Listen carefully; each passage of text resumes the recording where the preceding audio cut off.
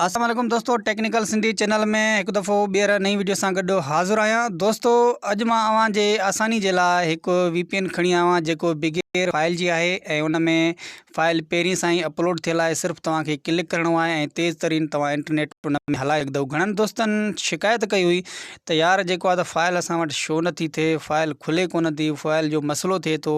त बिगेर फाइल वारो तव्हां वटि मां VPN खणी आयो आहियां। तव्हां हाणे बिगेर फाइल वारो VPN उहो डाउनलोड कयो ऐं उनखे तव्हां जेको आहे त उन ते तव्हां इंटरनेट तेज़ हलाए सघो था ऐं सुठी स्पीड सां उन में इंटरनेट हलाए थी। त वीडियो पूरो ॾिसो, तव्हांखे उन VPN जो नालो ऐं उन में पूरी डिटेल जेकी आहे मां ॿुधाईंदुसि।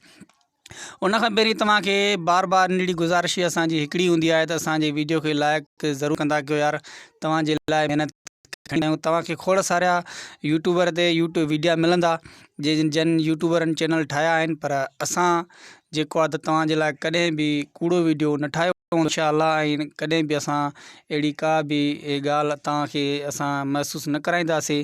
कॾहिं कॾहिं ग़लती थी वेंदी आहे, उन जे लाइ माज़रत, पर इंशाअल्लाह असां कोशिशि कंदासीं त असां कॾहिं बि कूड़ो वीडियो तव्हांखे आॾो पेश न कयूं तव्हांजे आॾो।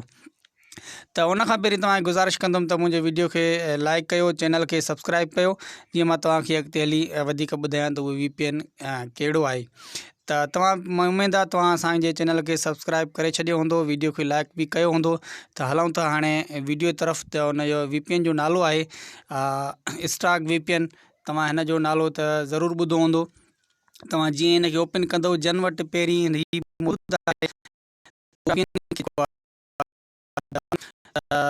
उन में जीअं उहो सर्वर लोड थिए, जन अपडेट कयो आहे त उहो सुठी ॻाल्हि आहे, पर अपडेट जन न कयो आहे त उनखे अपडेट ज़रूरु करिणो आहे। अपडेट करण खां बाद तव्हां हीअ ऑप्शन ईंदो कस्टम अपडेट करण जो।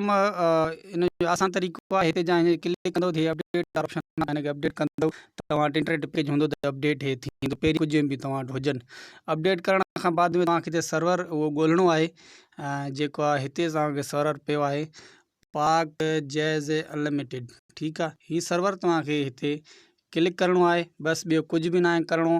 सिर्फ़ु तव्हांखे डेटा ऑन करणी आहे जैज़ ते, ऐं तव्हांखे हिनखे